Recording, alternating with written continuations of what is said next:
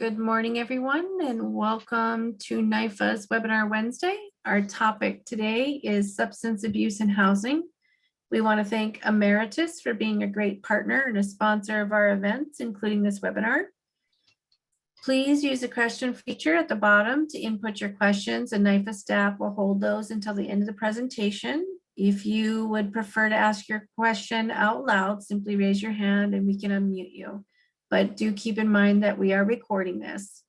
Just a quick note before we begin, we are transitioning at NIFA to a new CRM system. And so if you want to continue to receive email notifications about events, grant opportunities, and webinars, please go to our homepage and click on the link to sign up for our new email list. That is at nifa.org. I'd like to remind everybody that we have emergency rental assistance program is still available. For more information, including how to apply and based on your location, please go to coronavirus.nebraska.gov. I want to thank all of our speakers today. And I'm going to introduce first Katie Kimmerling. She's the director of the clinical services at the Bridge Behavioral Health. Katie holds a Master's of Science degree in Community Counseling and a Bachelor of Arts in Human Services. In addition to National Certified Counselor and Certified Professional Counselor designations, Katie is licensed as an independent mental health practitioner and an alcohol and drug counselor. Katie is currently the Director of Clinical Services with the Bridge Behavioral Health in Lincoln, Nebraska, where she has been for nearly 5 years.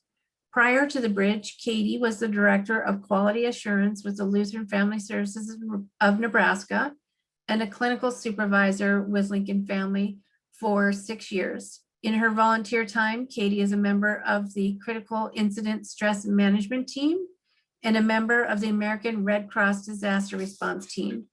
Katie is a certified QPR trainer, certified DLA 20 trainer, and a certified Psych First trainer for Nebraska. We also have with us today Dr. Donna Polk. She's the Chief Executive Officer with the Nebraska Urban Indian Health Coalition. Dr. Polk has been a mental health practitioner for 23 years and has worked to improve the lives of people for over 45 years as either a paid staff or as a volunteer. During that time, she has been an advocate for many people and many organizations, including electrical workers, communication workers, and developed the first employment assistance program for the Nebraska Department of the Military. Dr. Polk has been the Chief Executive Officer of the Nebraska Urban Indian Health Coalition since 1991. Their service area includes Omaha and Lincoln, Nebraska, and Sioux City, Iowa. Programs and services include behavioral health, transitional housing, primary care, suicide and meth prevention, tired moccasins elders, and transportation. She also supervises interns and practicum students from area colleges and university. Dr. Polk describes her proudest, most recent accomplishments as the Eagle Heights campus affordable housing located in South Omaha. Dr. Polk received her doctoral degree in administration, curriculum, and instruction at the University of Nebraska-Lincoln in 1999. She also holds a bachelor's in university studies and a Master of Arts in counseling psychology from UNL. She is an author, a recipient of the Nebraska Department of the Military Commendation Medal, a member of several boards, and a breast cancer survivor. In her capacity as honorary chair for the 2016 Omaha Susan G. Komen Race for the Cure, she helped raise $775,000. Jacob Grell is the housing team lead for CenterPointe. He directly supervises 5 housing programs, 3 permanent supportive, and 2 rapid housing projects. He is also involved with 3 other housing programs at CenterPointe that provide subsidized housing to individuals allocated for a specific unit. In addition to supervising housing programs, Jacob is responsible for the direct supervision of 8 care managers and is involved with the Lincoln Homeless Coalition and Coordinated Entry Team. Jacob graduated from the University of Iowa in 2006 and began working as a case manager for individuals experiencing homelessness, mental health, and substance use issues in Iowa City, Iowa. He relocated to Cedar Falls, Iowa, and worked in the development disabilities field, managing residential facilities and supporting individuals in scattered site housing. Jacob moved to Lincoln in Nebraska in 2011 and volunteered a year as AmeriCorps Vista, working with the Lincoln Public Schools Community Learning Centers.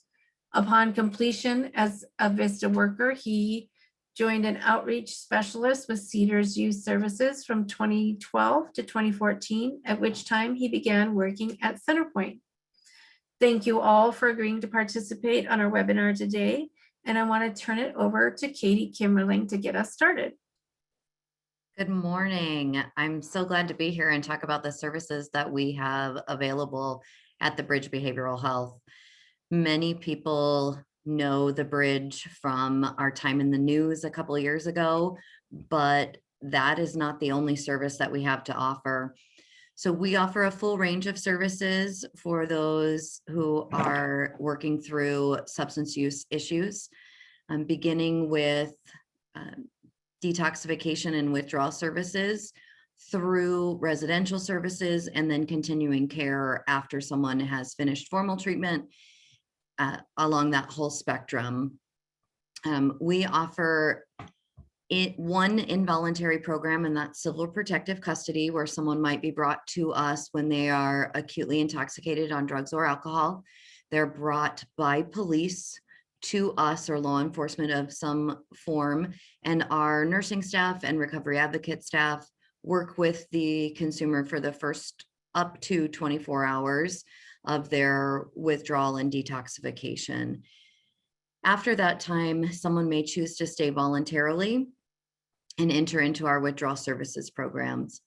We also offer voluntary detoxification and withdrawal services.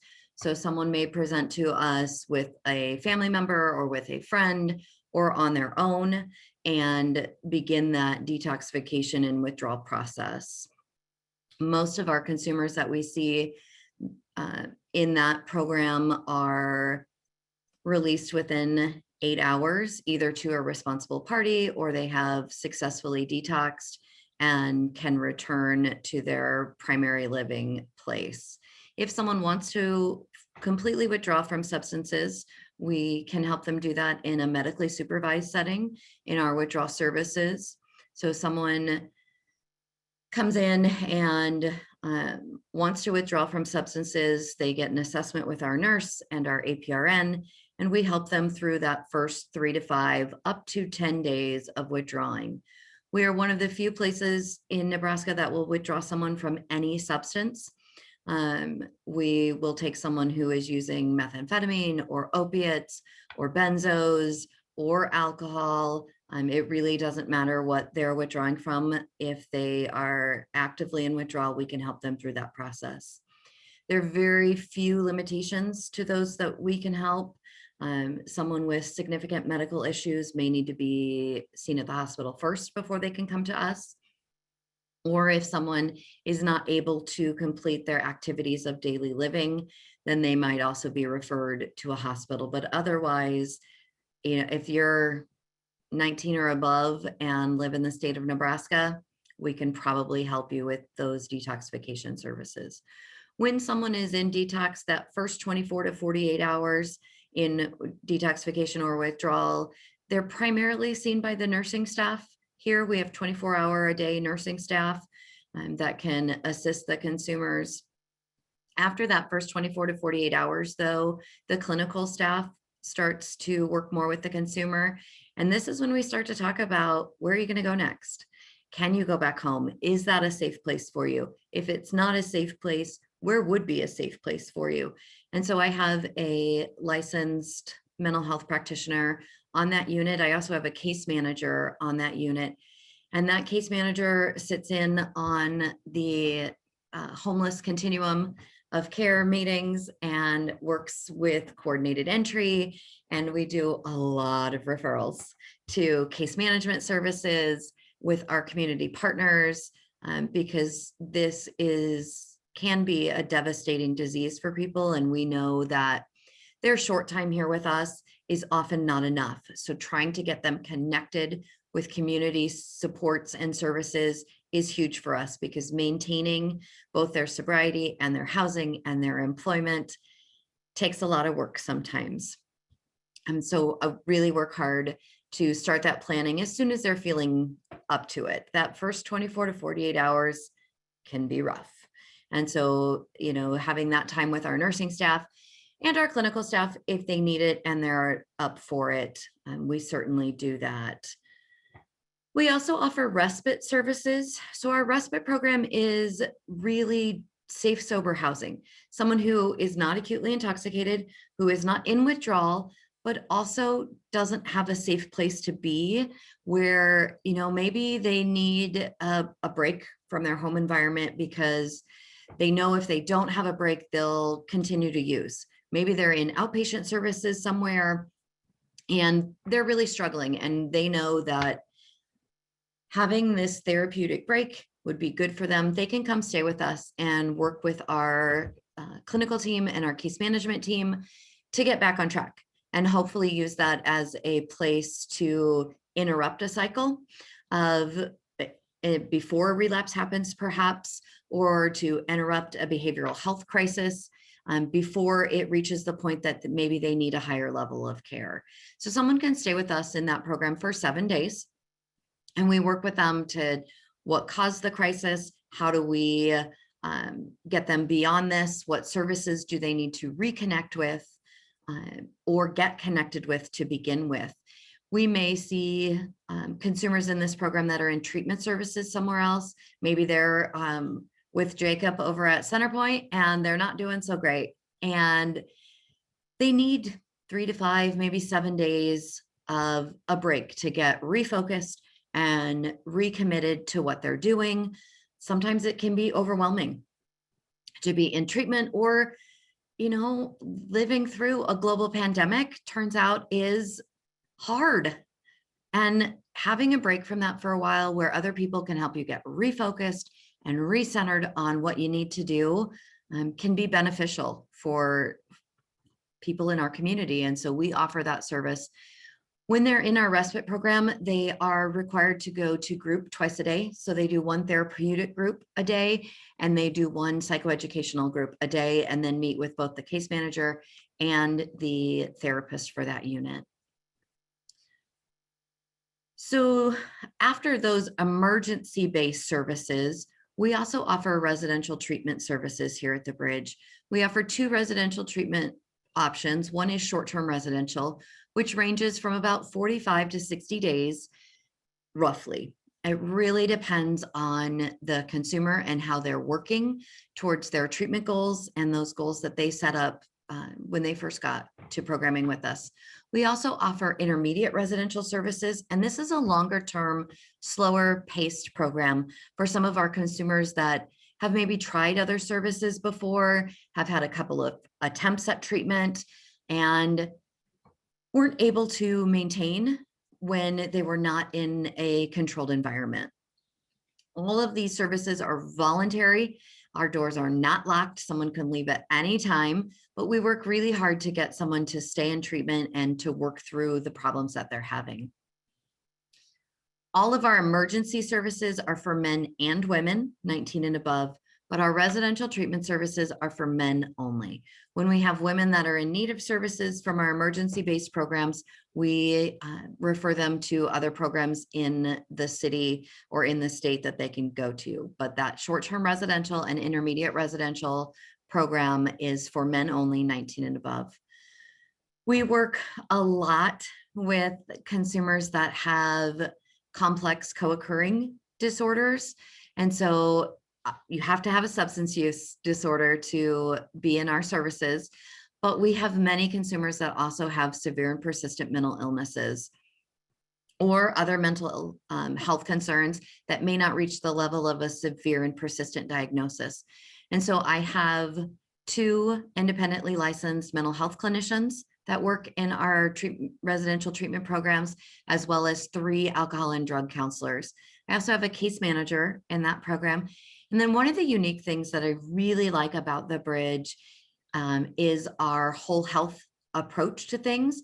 And that includes having a licensed mental health clinician who is devoted to working with families. In the big scheme of things, we see someone at a critical point in their life where they need some intervention, but we're sending them back to their friends and their family and the environment that led to them needing our services to begin with. And so our family counselor can work with whomever the consumer says is their family. We use that term pretty broadly. If they are a supportive member to our consumer, then we want to bring them in or Zoom with them, but get them involved in our consumer's treatment. Because like I said, we are involved for a short amount of time. These friends or family members are going to be involved for the long haul. Now, a lot of these bridges have been burned or charred at least, but working with them to get the family members to see the changes that our consumer is making and the consumer to have a little perspective of where the family is coming from really has greater success for us than just treating the consumer and putting them back into the environment. We work really closely with our housing providers in the community because someone that ends up in our treatment services doesn't have a singular issue happening. So trying to get their physical health up to par is hugely important. You know, if you've ever worked with Maslow's hierarchy of needs, we know that our clients need a safe, sober place to be. They need food and clothing, and we can provide that. That's great. We've got that while they're here, but then they need resources to continue that when they leave here. So working with community housing providers and case managers, and we do a lot of step-down services for our consumers in longer-term treatment programs. A lot of our consumers go to the halfway house or to Oxford houses or to supportive living of some sort. Because 30 days, 45 days, 60 days, even 90 days doesn't change a lifetime of poor intervention. And so we know we can lay a really great foundation, but our consumers are going to need support after that. So it's really important for us to get them connected with those supports in the community that can help with interventions for the long term. One of the things that we offer here to help do that is continuing care. So anyone that has been through our treatment services or our emergency services is welcome back to a therapist-led support group on Tuesday nights here in our building. This is another chance for earlier intervention if someone is beginning to struggle. If they can come back, it's open to anyone, you know, that's been through our services to meet with the counselor and chat with them about what's going on. We find it works really great to also include our consumers that are currently in treatment to help those consumers that are in treatment get a little bit of reality from those who are recently left treatment or who might be out in the community doing all of the things that they talked about while they were in treatment. And for those consumers that are out in the community and not currently involved in our treatment services, to hear about clients that are currently getting that information. And it works both ways to be supportive for those consumers. We also, when not in a global pandemic, offer 18 12-step meetings of some sort in our building every week. Some of those meetings currently have been done via Zoom, but they are starting to open back up, and all of our meetings are open back up to the public if people want to attend them. We are still requiring masks, but it is nice to have the community back in our building and to be a support to people. What we know about substance use, and I've been doing this for 17 years, is that having a strong, sober, supportive presence is a better predictor of success than any evidence-based practice that I could use. The evidence-based practices are still important. The therapy is still hugely important. But having someone that is going to be accepting of our consumers and welcoming to them to process their issues is paramount, to their success. So another one of the things that I really like about the Bridge is our approach of episodic care. So someone may be with us, and if they're not ready, there's not a lot that I can do. I can provide them education, I can provide support and be encouraging and use all of the wonderful techniques that I've learned throughout the years and my counseling team has learned. But if this consumer is not ready to fully change, then they're not ready yet. And our approach is to say, okay, when you're ready, we're going to be here. We've been here. We want you to be successful. We want you to do well. But I have been at other places where people will say, oh my gosh, they relapsed, we can't help them again. That is definitely not our approach. If a client is willing to walk back in our doors and say, I need help, I'm going to try to help them. We're going to try to meet them where they're at, wherever they present to us, and help them, because this is a chronic, remitting, relapsing disease that our consumers want to get better. They're just not ready sometimes. I don't know if any of you have ever tried to make a change in your life, but I vividly remember being in grad school and being asked to do a very simple change of which wrist I wore my watch on. And there were days when I'd forget and put it back on. And I think, oh my gosh, that is so unimportant to anything in my life. And it was difficult for me. So having someone make a huge change like we are asking requires some persistence and some grace to help them through those relapses or flare-ups in a disease that they have. So at the Bridge, we really welcome people back and say, okay, let's not start over, but start where you're at. What do you need this time from us? And try to help them through that process. And then be welcoming again, with the goal of hoping to have longer and longer spans between the times we see them. But if they need a tune-up or they need a refresher, we're going to be here to help them through that.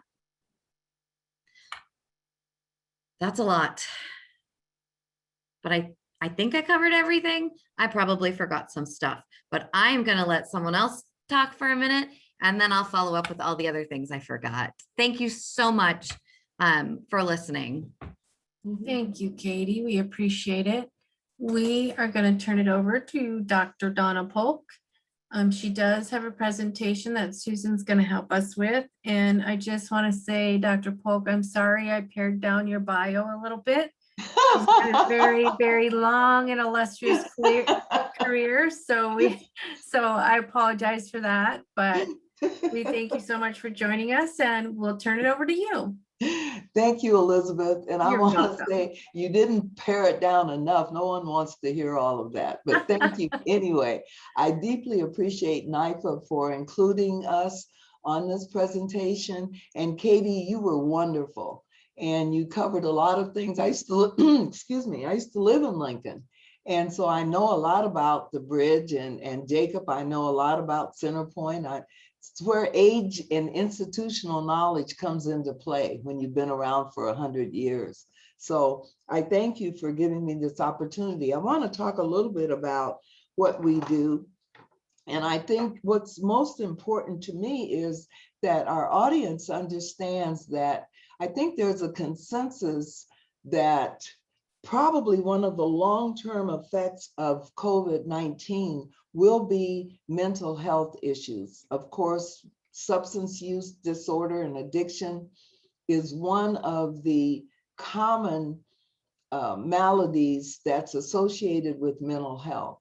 And so I think our appearance here today is very appropriate because we're only talking about one aspect of mental health issues, and that's substance use addiction in housing.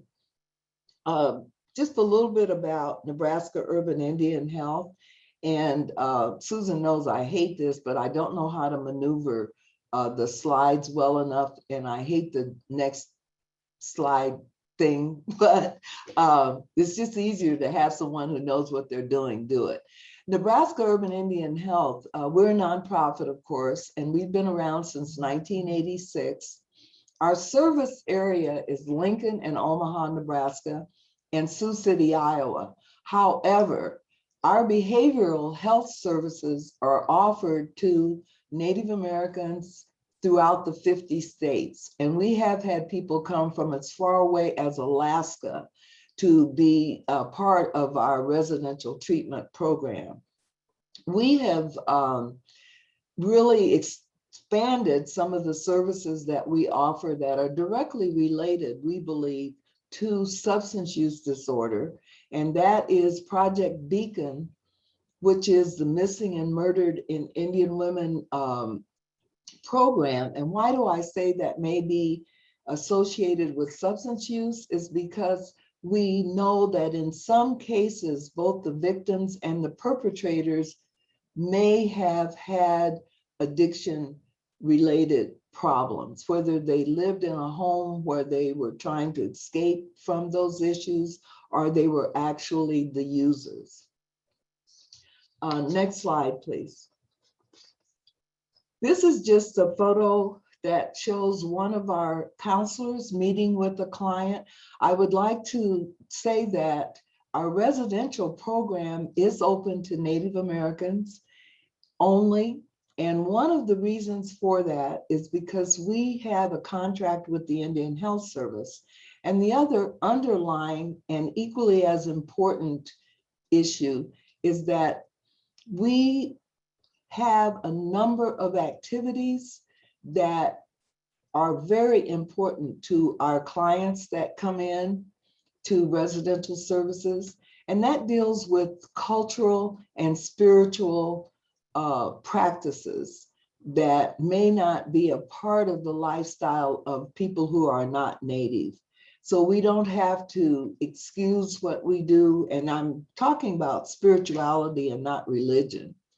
And there is in our minds a distinction in that. So that is very important part to the work that we do. And I want to say too that we offer much the same services as CenterPointe and the Bridge when it comes to residential services. Next slide, please. And this is just a picture of our client day room. And you may ask, why is that even important? And we'll talk more about that when we talk about what we're excited about in 2022. Next slide. As I mentioned, intertribal treatment, our services typically are designed to meet the needs of the client. And why do I say typically? It's because we get referrals from the criminal justice system, which includes probation and parole. So often they will have their own idea of how long a person should stay in treatment. One of the things we become keenly aware of is the role of trauma in a person's life. And that's why I think we're going to see more people accessing the services that we offer and other programs because of the long-term effect of COVID, the uncertainty, the deaths and debilitating effects of COVID-19 on individuals. And actually, we don't know what a person may experience long-term. And we do know that they are long-term haulers. And so because we believe that it's important to ask people what happened to them that caused them to use a chemical, whether it's alcohol, a natural substance such as marijuana, or some hallucinogenic drug, or something that's man-made such as fentanyl. We think it's important to really understand how they reach the point where they need our services. So you will see an array of programs that we offer when a person is in residential treatment that may not be offered in other programs, such as nutritional education. We're very concerned about many of our clients who live in food deserts. Consequently, they may have a physical malady such as diabetes. They may be suffering from obesity, and it has a lot to do with lack of access to good nutrition. So while they're here, we try to make sure that the meals that are prepared for them are nutritious. We have a nutritionist who comes in, who meets with them to talk about education. We offer yoga. We have been able to take our clients to the Y, which is right down the street, so that they begin to understand the role of exercise, that they can just go for a simple walk around the block, for example, if there isn't a health club near them or one that they can afford to join. We also look at situations in their environment that might have been traumatic and behaviors that maybe they need to identify and really come to terms with, and domestic violence is one of them. It's really amazing when you talk to people and understand what they may have considered to be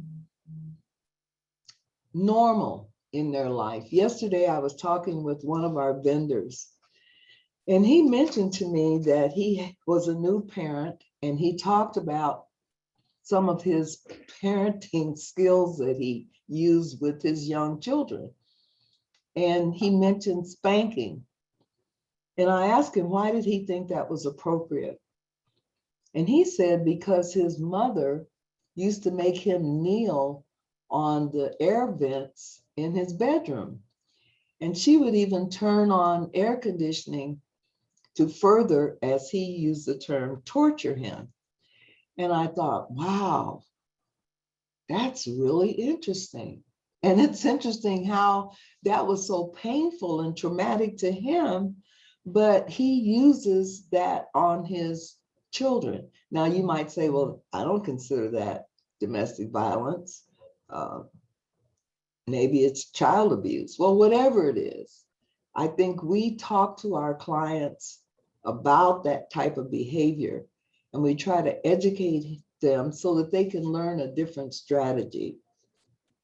And of course, we have an aftercare program so that when they graduate from residential treatment, if they remain in the area, and some of them don't because they may go back to North or South Dakota or even Alaska after they graduate. If not, we do offer transitional housing. Next slide, please.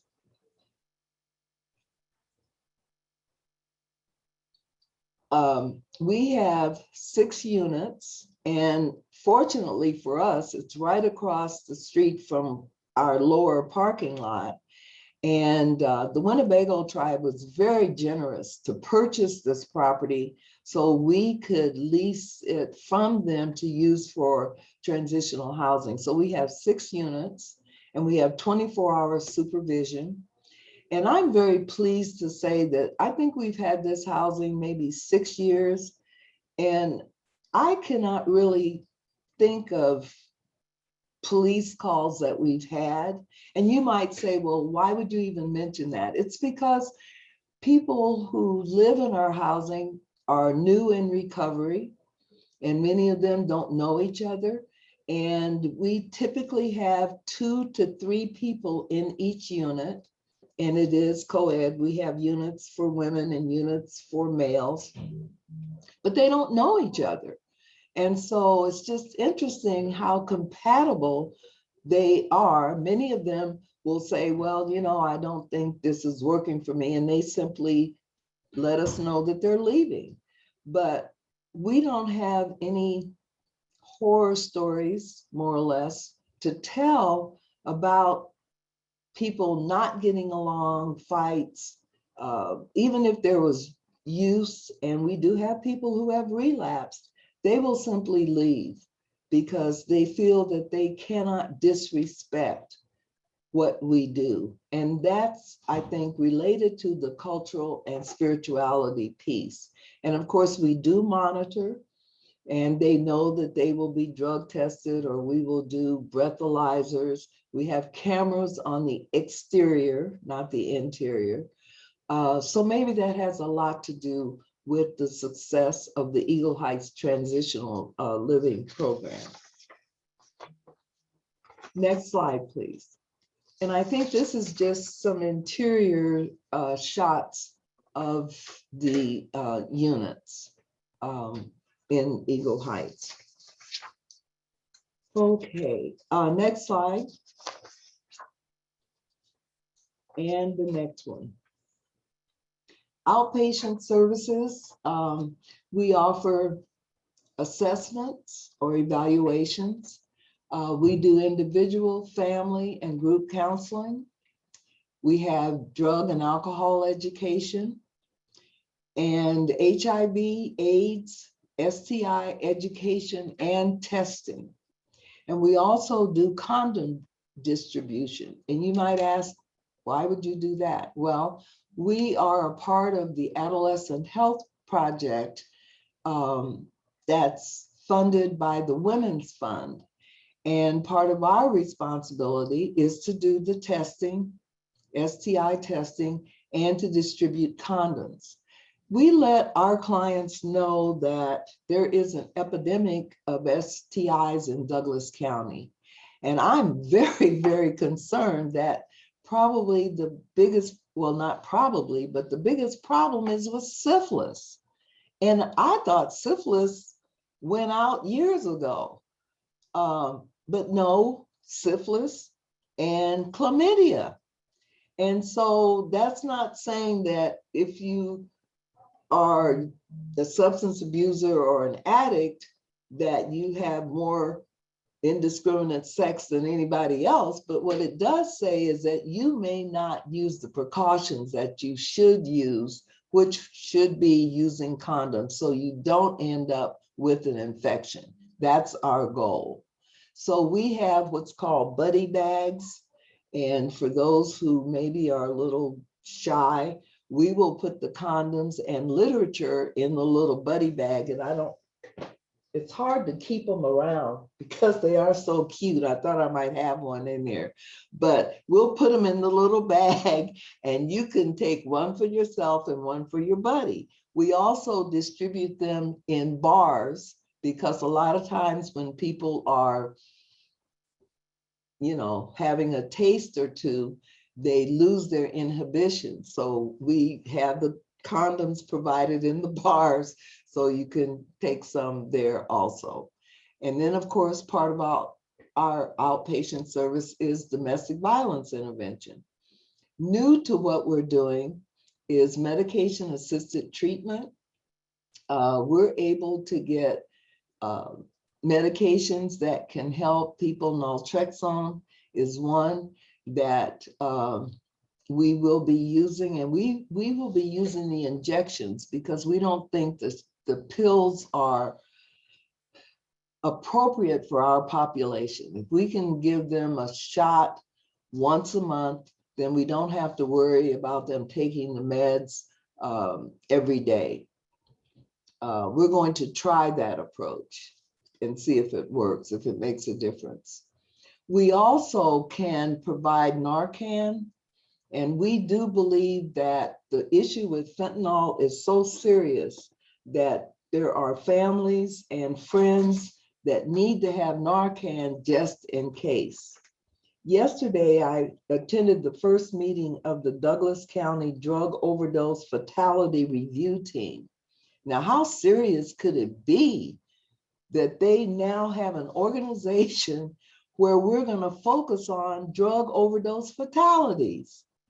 And a lot of people are not really aware of how serious fentanyl is, and it's in the community. And so I am very pleased to be a part of this initiative and to do whatever we can to educate the public. So I keep some Narcan in my office. I don't have one now because I gave it away on Monday, but so that I can just say to a person that I think may need to know about its use, and we're using the nasal spray. And then, of course, we can do COVID-19 testing on site here, and we have the vaccine, and we do have a relationship with the NOAA program in Omaha, where actually we can refer a person over there for the vaccine. We have the vaccine stored here. We can arrange with them to do the actual injection. And we've had testing events and vaccine events, because for one thing, we know that our clients and community members may be at high risk for COVID. And so we want to make sure that they have access. And so we have had very successful events, and one of it is tied to the fact that we give $25 gift cards for people who are tested or who received the vaccine. Next slide, please. Now, this is just really, this is the most fabulous thing of all. And I'll just take a couple more minutes to talk about this. And I really appreciate NIFA because they were so supportive and continue to be supportive of this housing project. Sometimes I ask myself, why did I ever even think I wanted to be a landlord? I tried that in Lincoln and I was not successful at all. And so a lot of the things that I learned, even just having one little house, I have tried to consider as services in Eagle Heights. This is a 44 unit complex with efficiencies 1, 2, and 3 bedrooms. Oh, next slide, please. Sorry, I got carried away. And one of the things that I love about this is that each unit has a washer and a dryer. And why did I think that was important? Because it eliminates crowding with people coming in and out with laundry baskets. If you have a laundry room situation, and we have not experienced a lot of issues with people coming in to use the washer and dryer in the apartments. I thought that was really an asset.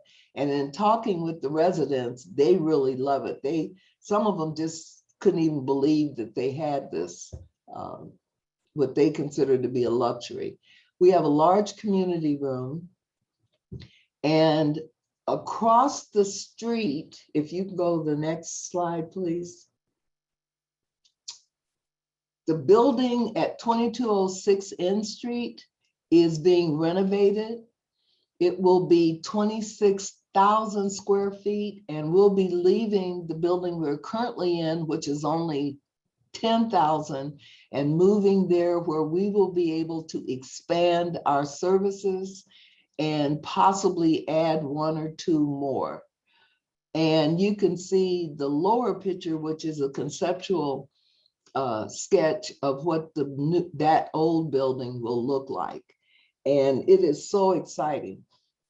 Now, going back to the apartments, one of the things that we do there, we have monthly meetings with law enforcement and the property manager and any other service provider or interested party that can share information, because we want to know what's going on, what do we need to do differently.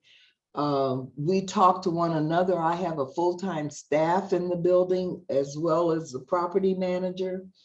We talk to the clients. We have like a little newsletter that we give them that talks about issues. There was a situation where we thought there was drug dealing going on. So we notified OPD, and they're stepping up patrols in the area. They know the cars that we think may be involved in this illegal activity. There have been some reports of domestic violence, and we are talking to the tenants about this. We have tenant meetings, and I just think it's just very important to let the people know that we care about them. And in 2022, the building will be open across the street. We'll have a small clinic, medical clinic in the building. We'll have residential, outpatient, tired moccasins. And so really, I thank you for listening, and I want to be respectful of my time. And if you have questions, hopefully you'll remember them and have them at the end. And what you can't see on this, because somehow or another I did it wrong, is my contact information, but we'll put that in the chat. I have my information, and June Baird Noonan is the staff person who's on site at Eagle Heights. Thank you very much for your time and attention. Thank you, Dr. Polk. That was great. I'm going to turn it over to Jacob for our next presentation. All right. Well, thanks for inviting me to this. So I'm Jacob. I work at CenterPointe with housing. So what CenterPointe does is makes pivotal treatment available for people suffering from mental health and substance use issues. We work to treat the whole person, and that vision has been much more realized in the last year when we received the CCBAC Certified Community Behavioral Health Center grant to allow us to expand into the physical health realm. So we are doing quite a few things at my outpatient office and across the community. We've provided housing since 1997, and we recognize that housing is a necessary component of fulfilling our mission for people getting better for sooner, for longer. And it's a major component of our rehabilitation and treatment services. Just a quick rundown of CenterPoints. We have a vast menu of programs. Specifically at the outpatient office where I work, care management, which housing with care management, a lot of that, physical health, medication management, outpatient therapy, youth services, street outreach, which is pretty integral to what we do with housing, and just getting people in for the help they need regardless of housing. We have crisis services and peer support. Other than that, we have short-term residential, a long-term residential, a community transitions program, veterans transitional housing, peer ACT team. And then in Omaha, we have a co-occurring residential and short-term residential. And I may have missed something, but we've got a website, centerpointe.org, with an E at the end of it. So I'm going to talk mostly about community collaboration, how we get folks into our housing programs. Katie touched on it earlier with the coordinated entry team, it's really changed the way things work. Man, I can't remember when it really started coming through. Maybe about 5-6 years ago when everything kind of changed with the housing process. So HUD essentially mandated that the COCs have more of a coordinated effort with things. So what coordinated entry is, it's a lot of groups, a lot of agencies in Lincoln. Think about 15 to 20. I was trying to count yesterday on an email, but it's a lot of agencies and a lot of people in those agencies showing up. So the objective of that is to objectively identify individuals who are experiencing homelessness and provide appropriate housing interventions. With what that does is there's a prioritization that occurs with this. So it is not a first come, first serve. Those days are over. Used to be someone would come to our door experiencing homelessness. We would be able to, depending on eligibility criteria and such, fit them into a housing program if possible. What this did was change that. So folks take an assessment. It's called a VI SPDAT. It's a vulnerability index. SPDAT is my joke. But essentially that it quantifies, it makes it, there's a score. And what that can do then is prioritize those individuals. So think of it kind of like someone going to the emergency room with a broken toe and another person comes in with a stab wound. Who are they going to treat first? The person with the stab wound. So that's what this process does. It also is heavy into collaboration because we can't do it alone. And there's so much knowledge in coordinated entry about the individuals experiencing what they're experiencing. Everyone has a valid release of information and all that stuff. So we are able to case conference. And as I said before, it is a transition from the first come, first serve approach. And it's also helped eliminate the side doors. So it's a lot more centralized. All doors lead home. One place, places are in communication. We know what's going on. With that, part of the criteria in order to be eligible for certain programs, mainly I'm working with permanent supportive housing and rapid rehousing. Permanent supportive housing essentially has no time limit on the stay. The eligibility criteria is, for my program, would be a disabling condition. And then there has to be chronic homelessness. And what chronic homelessness is, 12 months of continuous homelessness or 4 episodes of homelessness in the last 3 years that accumulate to at least 12 months. And then once again, those are prioritized. Length of stay. So if someone's been on the streets for 10 years, that's going to increase the BS-BDAT score and float that individual to the top of that list. Rapid rehousing does not require chronic homelessness or not even necessarily a disabling condition. For us, we're looking for at least mental health, preferably mental health, substance use co-occurring. And that is up to 24 months of the subsidy. And sweet spot's 12 to 18 months to get individuals sufficient. But we are done. That's kind of a subgroup of the housing. I call it a pool because it's not really a list of the pool because it moves. So those individuals, yes, have up to 2 years to be self-sufficient. Also, people and participants pay 30% of their adjusted gross income towards rent. Many times there is no income, and 0 times 30% is 0. So we're able to cover costs such as deposits, application fees, rent, with certain amount of utilities, depending on what the utility allowance is, which is established locally by Lincoln Housing Authority for us and changes every year. And we also have like fair market target rents. We have to do reasonability studies to make sure that the rent is appropriate for that location and that unit.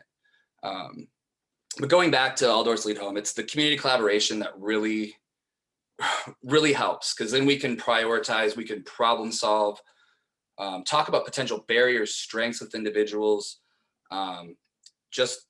It's huge, and everyone has to work together to make it work. I mean, I'm going to miss a lot of agencies on this, but we work with LPD, the Bridge, care managers going, yeah, the Bridge, Community Action, Matt Talbot's Kitchen, Cedars, just a lot of places, and everyone's feeding in. Everyone knows, like Matt Talbot may know individuals from them just going to lunch, and they've also got their own housing programs too, which also with coordinated entry, it just kind of depends. Like if I have a spot, we can identify someone, or I may not have a permanent support spot, Matt Talbot might, and then there's the housing solution right there. I should also mention Friendship Home. They do quite a bit of help with us too. But in a nutshell, that's kind of how that works. And they're probably going to have questions. We do follow housing first approach. So we don't require sobriety. We don't require that someone's mental health is under control when they're first entering a housing project. We want to eliminate those barriers that are already there, already making it hard for someone, and provide the stability, Maslow's hierarchy of needs, so they can start working on other things to better their lives and participate in their lives. And as I have to throw this out there, as John Turner always says, meet people where they're at, but don't leave them there. I had to, John. And that concludes my synopsis of housing. Any questions are welcome.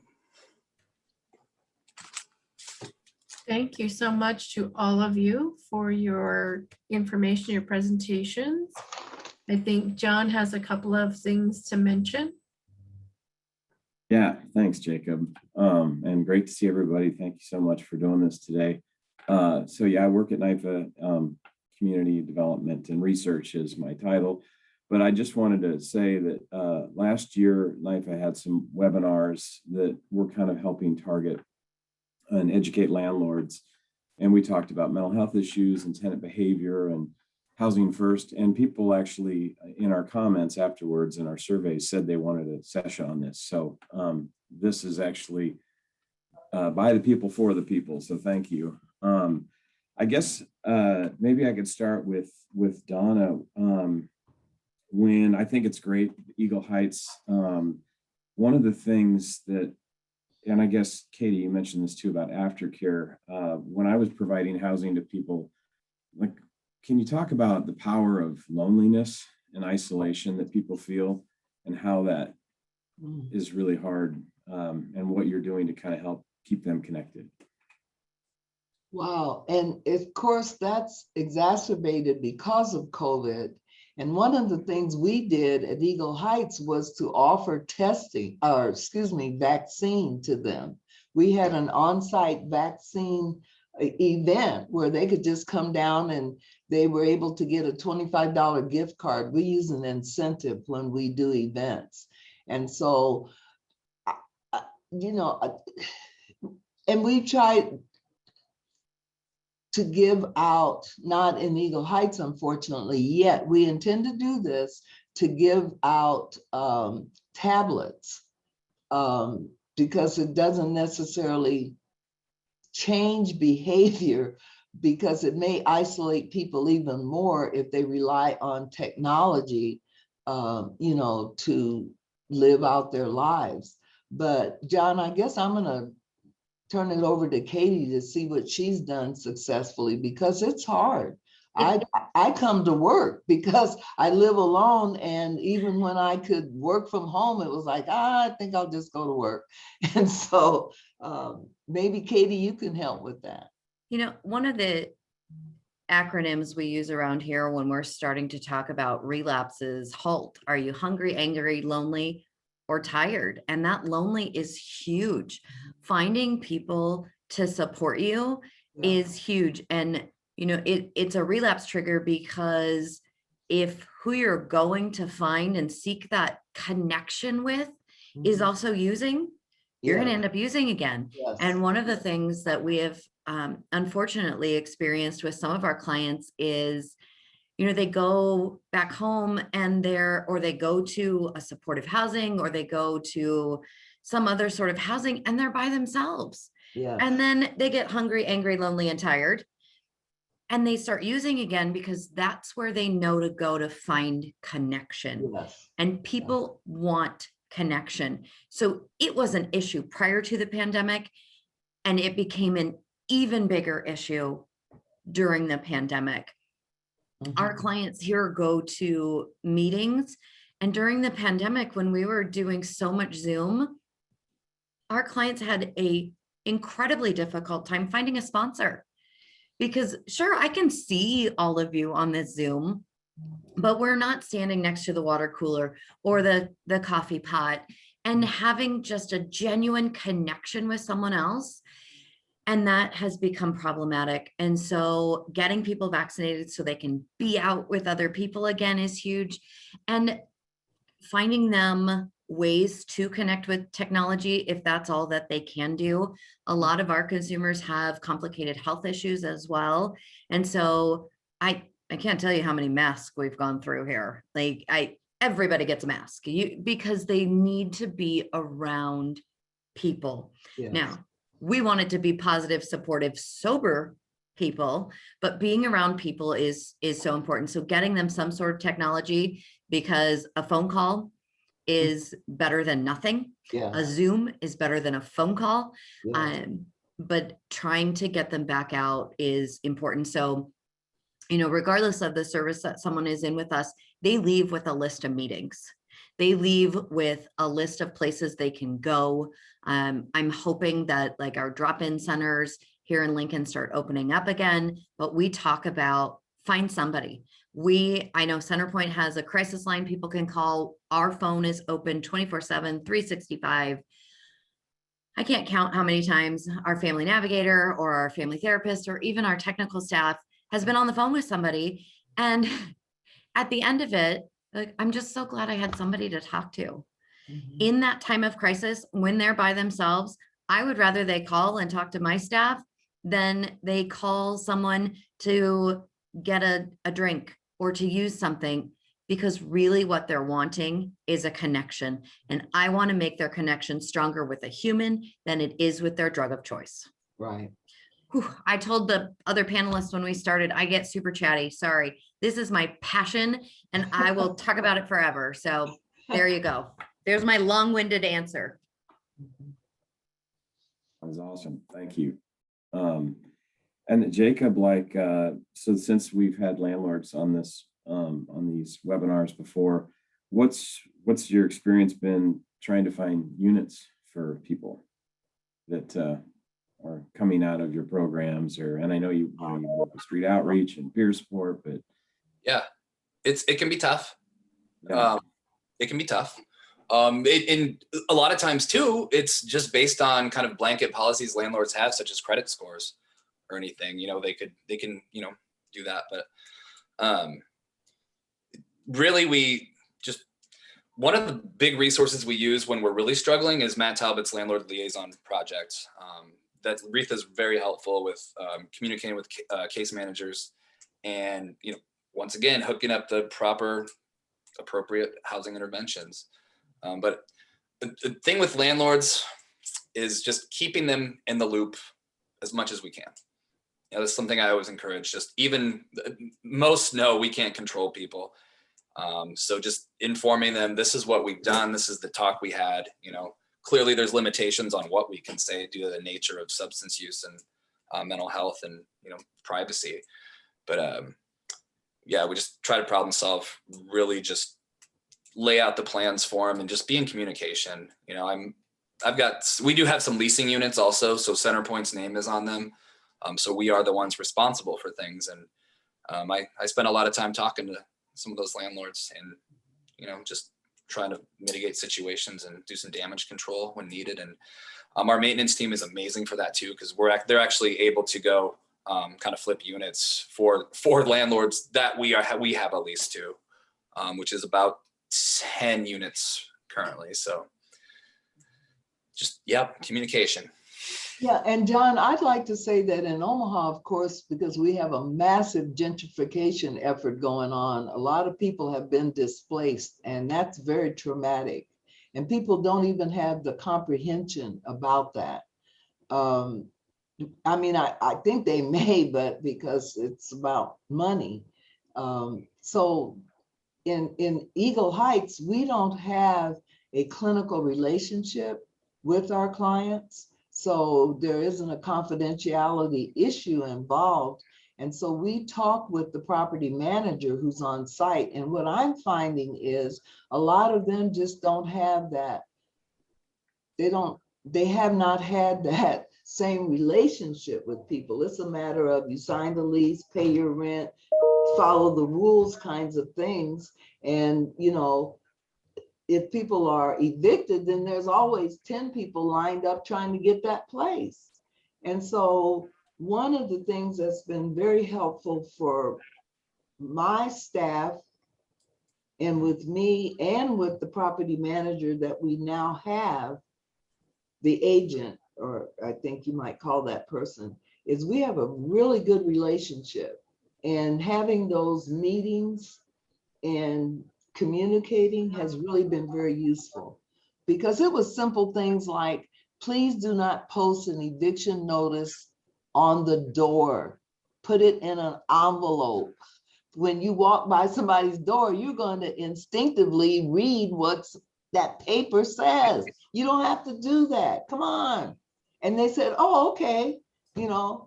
And so that's the exciting part of this. And I can hardly wait till we move right across the street, because then we can tell people, if you're having this issue, just come right across the street. You don't have to catch a bus, call a cab, do whatever. We're right here for you. Very good. It looks like, I thought we had a question on here. We do. I want to know from Jacob, what were the assessment tools that you used to determine where people fit in terms of need for services? You used terms I didn't know what they were. Oh, The VI SPDAT assessment. Yes. Yeah. So I'm going to butcher this a little bit. Vulnerability Index Specialized Prioritization Determination Assistance Tool. I was close. So it's VI-SPDAT. Oh, VI-SP what? DAT. DAT. Okay, Yep. thank you. Thank Yep, you. you can Google it. It's used in a lot of places. So Oh yeah, my staff probably uses it. I Yeah. just was not familiar with it. Yep. That's our Thank housing. you. Well, I think you already kind of touched on the importance of housing stability and recovery. And I mean, I know CenterPointe works a lot, but what do you all think about housing first, the model of housing first? You know, the first thing is just get somebody in a place and then wrap services around them. And I think, you know, we hear about how that reduces hospital, you know, visits and jail stays. And actually, I think housing first and coordinated entry probably go together hand in hand, right? Mm-hmm. Absolutely. Yeah. And I know, Katie, were you going to say something? Yeah, I think the key to that is wrapping around the services because, you know, they need a shelter, they need food, they need a place to be safe, but that's the start. That's not the whole picture. And so, like you said, to make sure we're wrapping around those other services so that they have a safe, sober place to go, but then they also get the other needs met. So with the housing first model, that's great. They have a place to go, but from the treatment aspect, I come from it as awesome, good start, but it's just a good start. Let's make sure we put all of those other things that this consumer needs around them as well. And that is so important, Katie, because I found, again, this was a very enlightening experience. We had people move in the apartments that had no furniture. And so, you know, I consider myself kind of a visionary because I had come up with a project called Project Upstream, trying to figure out why children are failing in school. And of course, that's been amplified with COVID and virtual schooling. But one of the things we're going to do is to try to find out, what do people need? There are children living in environments that have no mattresses. And I always make a distinction between a mattress and a bed. I'm talking about they don't have a mattress on the floor. So we want to make sure that people have what they need if they're moving into any kind of housing. You know, we may not be able to go to Nebraska Furniture Mart, but we could go to the thrift store and get them something. Come on. And I'm not saying everybody has to do this, but we are in a position where we will do it. If I have to go beg some of my friends, you know, we all have some stuff people could use. And so I think that is important. I absolutely agree. And it's, you know, this is a thing people know. It comes down to funding issues. But someone moves in and there's 4 walls, you know, so here I am. But we do have partnership with People City Missions Help Center. We can utilize some region funds if need be to, you know, acquire some furniture for folks. I would love it if, and you know, when you move in, it's not like it happens so fast, and it's the day you sign the lease. And what are you going to do? Wait a week or 2 until you get furniture before you move in? Most people want to be there.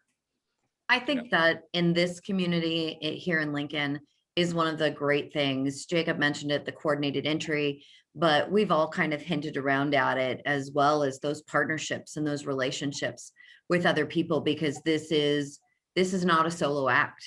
This is not a singular agency or entities or even persons issue to solve. Complex issues cause complex or need complex answers.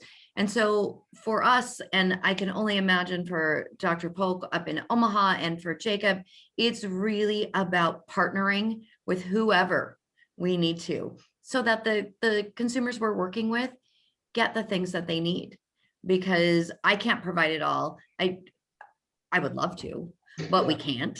And so really partnering with anyone that can help to get those needs met, because we all have the same goal of safe, sober, productive lives for our consumers. And Yes. it's going to take all of us to work together to get that. And we have incredible partnerships with Heartland Family Services, Project Harmony, the Women's Center for Advancement. So a lot of the things that you heard me talk about, it's in collaboration with other individuals. We just formed a partnership with Children's Hospital, for example. We have a partnership with the Med Center, with the Buffett Cancer Center, because a lot of people, you know, and through no fault of their own, they're not healthy people physically, and they learn to self-medicate. I didn't understand until I knew an individual personally who had been on Ritalin. And when she was taken off Ritalin at 12 or 13, she went straight to marijuana because she knew that taking something would modify her behavior, because that's what Ritalin had taught her. And so understanding how that works is very useful. That just reminded me, one of my colleagues asked what Narcan is, Dr. Polk. Narcan is an intervention that was developed to prevent death from overdoses, primarily with, I think it, and Katie and Jacob, you can help me with this, with opioid and particularly fentanyl. Yep. And you can, law enforcement may use the injections more than the nasal spray, but the nasal spray works for people who wouldn't feel comfortable doing the injections. And I think, is it available free? I think you can probably get it using our Region 6 money. We were able to get it through IHS, but it should be something that you would keep, just like, what is it that people use that have an allergy? Like an EpiPen. Yes, like an EpiPen. Yes. Because It's used very, very similar to an EpiPen, and it immediately sends someone into withdrawal. yes, So you use it, and I can see in the chat there, someone said it reverses the effects.